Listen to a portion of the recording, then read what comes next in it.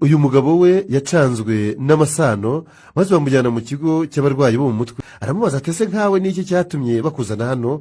Uwo murwayi ati ndakubwira. Aratangira ati nashatse umugore w'umusumbakazi, umugore usanzwe ufite umwana yabyaye ahandi, azana umwana w'umukobwa, bukeye data arongora uwo mukobwa.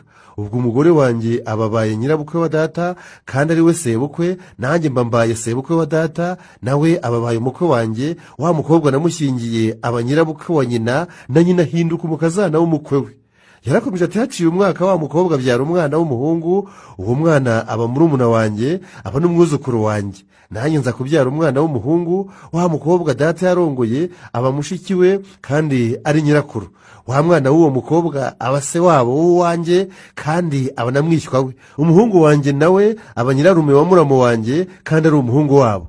Yunzemo ati none rero ndi sebukwe wa data, umuhungu wanjye ni muramu wa data kandi ari umwuzukuru we.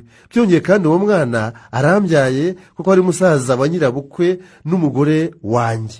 Umugore wanjye ni nyogokuru kuko ari nyina wa muka data, nanjye ubwanjye ndi sogokuru wanjye kuko mbyaye muka data kaba n'umugabo wa nyogokuru.